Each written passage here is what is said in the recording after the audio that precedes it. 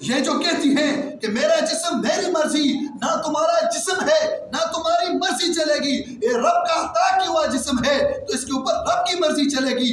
رب اگر تم کہتے ہو میرا جسم ہے میری مرضی ہے، تمہاری مرضی سے تم دنیا میں کیسے آئے ہو؟ تم اپنی مرضی سے دنیا میں نہیں آ سکتے، نہ تم مرد سے عورت نہ عورت سے مرد بن سکتے ہو۔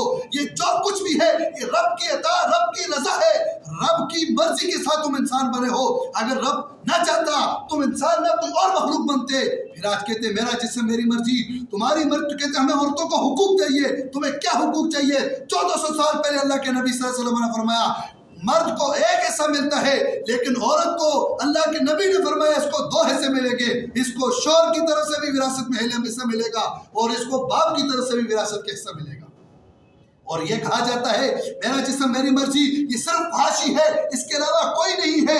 اس ملک میں یہ بد نظمی اور اس ملک کے اندر جو لوگ پردہ خاتون ہیں یہ ان کو ورگلا رہے ہیں کہ یہ بھی فحاشی ملائیں۔ اس ملک میں یہ اسلام کے نام پہ وطن بنا ہے، اس میں نظام مصطفیٰ ہی قائم ہوگا، اس میں نظام مصطفیٰ کا چلے گا جب تک علماء اہل سنت زندہ ہے، حیات ہے۔ ایک بھی علماء حق کا جب تک اس ملک میں زندہ ہے تو ہم کبھی بھی بے حیائی فحاشی نہیں کرنے دیں گے۔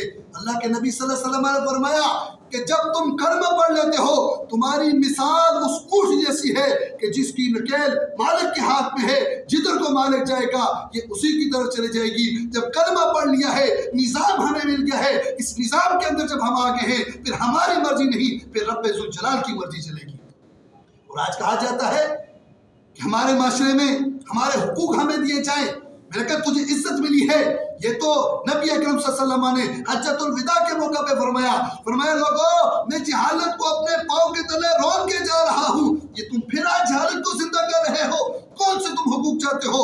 سنو اللہ کے نبی صلی اللہ علیہ وسلم نے فرمایا، اللہ کے نبی صلی اللہ علیہ وسلم نے زمانے جہالت میں ایک صحابی آ کے کہتے ہیں دائی قلبی رضی اللہ تعالیٰ عنہ، یا رسول اللہ صلی اللہ علیہ وسلم اسلام سے پہلے ہم بیٹیوں کو زندہ ترکور کر دیا کرتے تھے، ماؤں کے ساتھ بیٹا نکاح کر لیتا تھا، اس لیے بھائی اپنی بہن کو اس لیے مارتا کہ کوئی مجھے بہنوئی نہ کہے کہ میں تیرا بہنوئی ہوں۔ میں نے کہا تو حقوق چاہتی ہے؟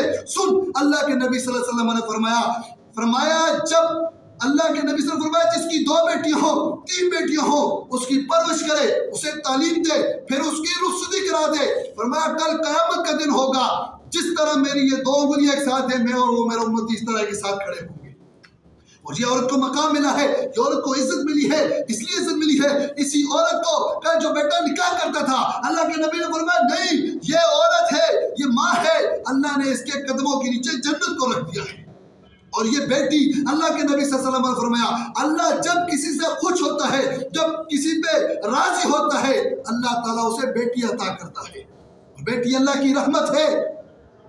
آج ہمارے معاشرے میں یہ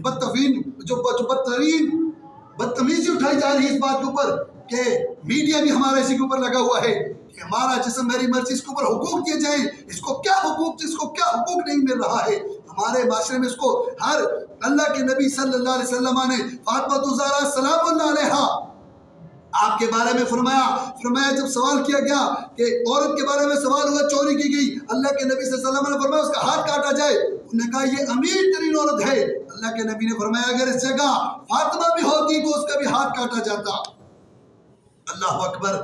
میرے بھائیوں خدا را اس بات کے اوپر غور و فکر کرو کہیں یہ تمہاری اولاد اچھی تربیت کی جگہ بری تربیت کی طرف چلی گئی، یہ تمہارا بھی وبال ہے، تمہاری اولاد کا بھی وبال ہے۔ اگر تم چاہتے ہو تمہیں بھی عزت ملے، تمہارے اہل خانہ کو بھی عزت ہو، تو پھر رسول اللہ صلی اللہ علیہ وسلم کے دین سے محبت کرو، اس دین کے اوپر زندگی بسر کرو، اس دین سے محبت کرو، یہ دین تمہیں دنیا میں بھی عزت دے گا، دنیا سے جانے کے بعد بھی عزت دے گا۔ آج کے دن میرا جسم میری مرضی، سنو خاتون جنت رضی اللہ تعالیٰ عنہ نے کیا فرمایا خاتون جنت نے یہ جسم کے بارے میں سنو تاریخی جملہ ہے، فرمایا صحابہ کرام رضوان اللہ تعالیٰ علیہ اجمعین اتنے عظیم ہستیاں ہیں، لیکن فاطمہ الزہرا سلام اللہ علیہ فرماتی ہے میرا جنازہ رات کے اندھیرے میں اٹھانا تاکہ میرے جنازے کے اوپر بھی کسی کی نظر نہ پڑے۔ اور آج یہ پلے کارڈ اٹھا کے بازاروں میں چوکوں میں احتجاج کر رہی ہے ہمارا جسم میرا جسم میری مرضی۔ میں نے کہا جس عورت کو طواف کے لیے کر کے نہیں جانے کی اجازت ہے، صفا مروہ پہ بھاگ کے جانے کی اجازت نہیں ہے، جبکہ رکن ہونے کے بعد بھی وہاں پہ اس کو بھاگنے کی اجازت نہیں ہے۔ میں نے کہا سب سے بہترین سفر بیت اللہ کا ہے، خانہ کعبہ کا سفر عظیم سفر ہے، لیکن عورت اپنے محرم کے بغیر وہاں پہ نہیں جا سکتی ہے، تو پلے کارڈ اٹھا کے چوکوں میں ریلی کیوں کر سکتی ہے؟ یہ کیسے کر سکتی ہے؟ یہ اسلام نہیں ہے، یہ یہود النصارہ کی سازش ہے۔ اللہ تعالی ہمیں دین سے محبت کی توفیق عطا فرمائے۔